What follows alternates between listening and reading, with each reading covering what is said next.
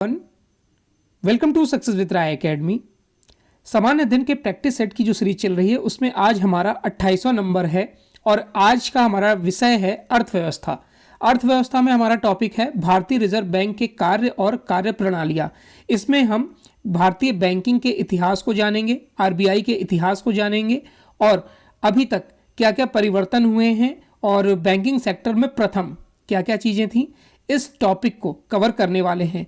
तो ये जितने भी प्रश्न हैं वो किसी न किसी एग्जाम में पूछे जा चुके हैं और आगे भी पूछे जाने की संभावना है, यानी जितने भी क्वेश्चन हैं वो मोस्ट इंपॉर्टेंट है। इस वीडियो का पीडीएफ लिंक आप हमारे Telegram channel success with Rai academy से डाउनलोड कर सकते हैं। तो चलिए अब वीडियो को स्टार्ट करते हैं। क्वेश्चन लिए हमने टोटल 50। पहला क्वेश्चन है, भारत में वित्तीय वर्ष यानी फाइनेंशियल ईयर कब से कब तक माना जाता है? ये 1 अप्रैल से 31 मार्च तक माना जाता है। सेकंड क्वेश्चन है, भारतीय रिजर्व बैंक की स्थापना कब हुई थी? 1 अप्रैल 1935 को इसकी स्थापना हुई थी। फिर आरबीआई का राष्ट्रीयकरण कब हुआ था? 1 जनवरी 1949 को। देखिए इसमें बहुत कंफ्यूजन रहता है, इसको क्लियर कर लीजिएगा कि स्थापना हुई थी 35 में और राष्ट्रीयकरण हुआ था 49 में। कितनी राशि से भारतीय रिजर्व बैंक की स्थापना की गई थी, यानी कि प्रारंभिक पूंजी क्या थी? 5 करोड़ रुपए। 5 करोड़ रुपए। नेक्स्ट, भारत का केंद्रीय बैंक कौन सा है? आरबीआई। भारतीय रिजर्व बैंक का मुख्यालय कहाँ है? मुंबई, महाराष्ट्र में। ज्यादातर बैंकों के मुख्यालय मुंबई में ही है। भारत में मौद्रिक एवं साख नीति किसके द्वारा बनाई जाती है और लागू की जाती है?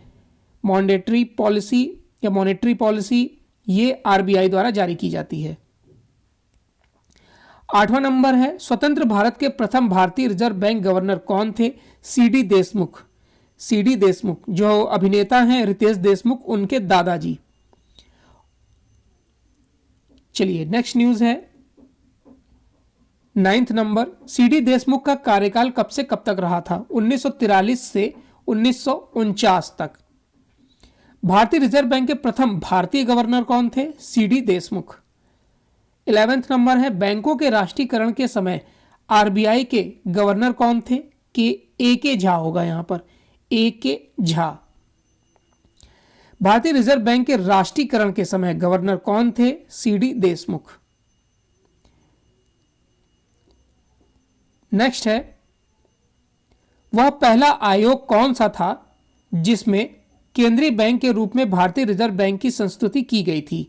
यानी हिल्टन यंग जो कमेटी थी उसके ही सिफारिश पर आरबीआई की स्थापना की गई थी। यानी बताया गया कि एक केंद्रीय बैंक की जरूरत है और तब आरबीआई की स्थापना की गई थी।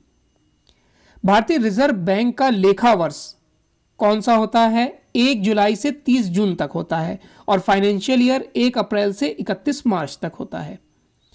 नेक्स्ट है, भारतीय मुद्रा नोटों की छपाई के लिए छपाई सामग्री के रूप में किस पौधे का प्रयोग किया जाता है?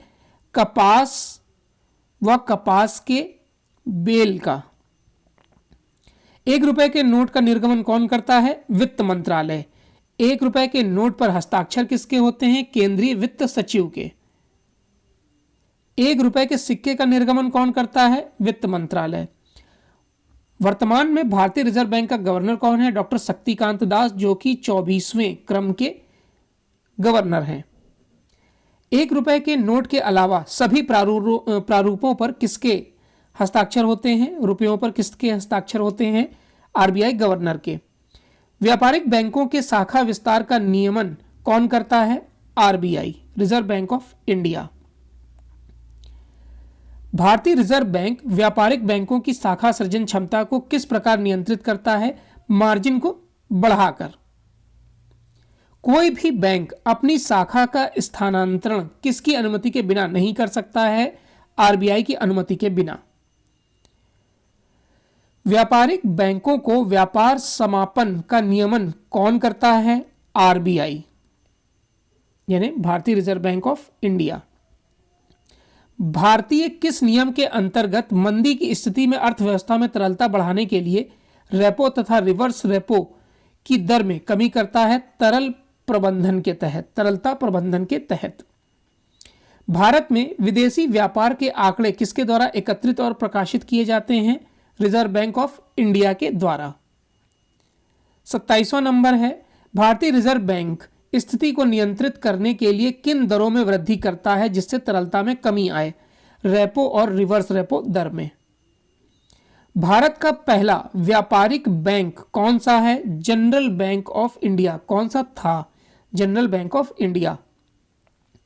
भारतीयों द्वारा प्रतिबंधित सीमित दायित्व का प्रथम भारतीय बैंक कौन सा था?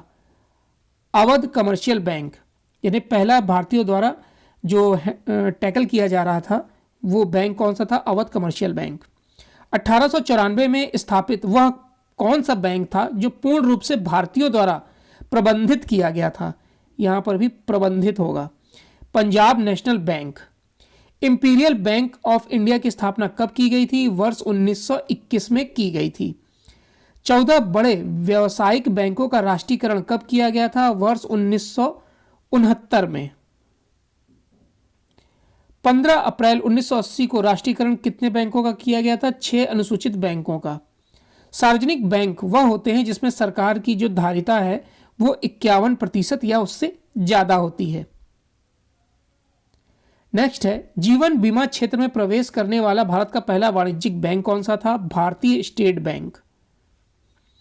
किस बैंक भारतीय बैंक की विदेश में सर्वाधिक शाखाएं हैं? स्टेट बैंक की, भारतीय स्टेट बैंक की। एसबीआई भारतीय स्टेट बैंक को स्वयं सहायता संस्था का दर्जा किसने दिया है? नाबार्ड ने।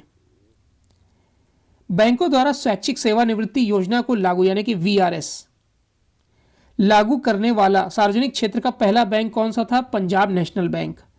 प्रथम बैंक क्रेडिट कार्ड जो प्रथम क्रेडिट कार्ड है वो बैंक ऑफ अमेरिका द्वारा जारी किया गया था। कब? 1959 में, 1959 में। पंजाब नेशनल बैंक द्वारा शैक्षिक सेवानिवृत्ति, यहां पर ऐच्छिक होगा, सेवानिवृत्ति योजना कब लागू की गई थी? 1 नवंबर सन 2000 में। भारत के पहले मोबाइल बैंक का क्या नाम था? लक्ष्मी वाहिनी बैंक। लक्ष्मी वाहिनी बैंक की स्थापना किस राज्य में की गई थी? एमपी में, मध्य प्रदेश में। भारत का पहला तैरता एटीएम किस राज्य में प्रारंभ किया गया था? केरल में। एनबीएफसी यानी कि गैर बैंकिंग वित्तीय कंपनियों से बैंकिंग बैंक के रूप में रूपांतरित करने वाला पहला बैंक कौन सा था? कोटक महिंद्रा बैंक। यानी पहले ये एनबीएफसी था और बाद में बैंक बन गया। भारत में सहकारी बैंक का गठन त्रिस्तरीय स्तर पर है। ग्रामीण बैंक की स्थापना कब की गई थी? 2 अक्टूबर 1975 को की गई थी। भारत के किन राज्यों को छोड़कर सभी राज्यों में क्षेत्रीय बैंक कार्यरत हैं? सिक्किम और गोवा में।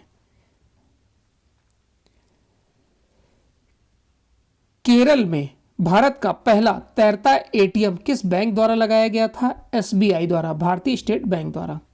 सार्वजनिक क्षेत्र के बैंकों द्वारा कुल बैंक जमा का लगभग नियंत्रण किया जाता है 91%। और इस वीडियो का लास्ट क्वेश्चन है, किस बैंक का नाम बदलकर एक्सिस बैंक लिमिटेड कर दिया गया था?